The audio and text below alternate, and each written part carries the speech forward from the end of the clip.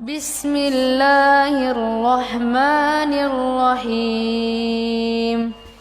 Ustadz, mohon penjelasannya terkait dengan hadis dari Abu Darda radhiyallahu an yang menyatakan bahwasanya faidah menghafal 10 ayat awal dari Al-Kahfi itu dijaga dari fitnah Dajjal. Iya. Rahasianya seperti apa Ustadz? Karena kok cuma 10 itu ya Ustadz. Terima kasih. Assalamualaikum warahmatullahi wabarakatuh. Tadi satu tanya ruh, sekarang tanya rahasia. Sama-sama tidak tahu saya. Tetapi sebagian ulama berusaha mencari hikmah. Mereka mengatakan bahwasanya yaitu 10 itu perwakilan dari surat Al-Kahfi. Ya. Kenapa? Karena dalam surat Al-Kahfi disebutkan 4 kisah yang berkaitan dengan fitnah-fitnah. Ashabul Kahfi difitnah dengan dunia dan difitnah untuk diasingkan dari kampungnya, namun mereka lolos. Mereka lebih memilih agama daripada hidup kaya. Paham? Kemudian Allah sebutkan tentang kisah Sahibul Jannatain, seorang yang diberikan surga yang taman-taman yang indah.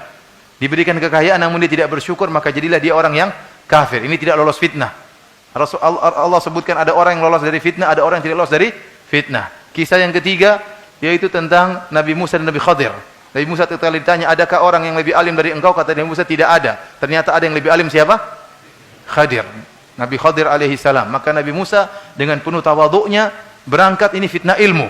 Fitnah ilmu tidak menjadikan Nabi Musa menjadi sombong dan angkuh, maka dia berjalan menuntut ilmu dari Nabi Khadir yang sebelumnya tidak dia kenal, ya, yang derajatnya lebih rendah daripada Nabi Musa. Nabi Musa lebih tinggi derajatnya. Dia termasuk ulul azmi minar rusul. Namun dia mau menuntut ilmu dari orang yang lebih rendah seperti Nabi Khadir alaihi salam. Ini orang yang selamat dari fitnah ilmu.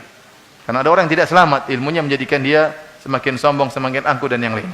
Yang keempat tentang Dzulkarnain. Yang Allah berikan dia kekayaan yang luar biasa, berikan dia kekuatan yang luar biasa, menundukkan berbagai macam bangsa-bangsa. Namun kekuasaan tersebut tidak menjadikan dia membangkang, bahkan dia gunakan kekuasaannya. Ini fitnah kekuasaan. Namun dia menggunakan kekuasaannya untuk menolong sesamanya. Di antaranya dia menolong orang-orang dari Ya'juj dan Ma'juj. Oleh karenanya surat ini menyebutkan tentang 4 kisah yang berkaitan dengan fitnah-fitnah. Maka wallahu a'lam bishawab, ini berkaitan dengan Dajjal. Dajjal termasuk salah satu fitnah. Maka barang siapa yang mengerti isi dari surat Al-Kahfi, kemudian dia hafalkan 10 ayat di antaranya, ya, maka Dajjal tidak akan bisa mengganggunya. Ada yang mengatakan demikian, wallahu a'lam bishawab.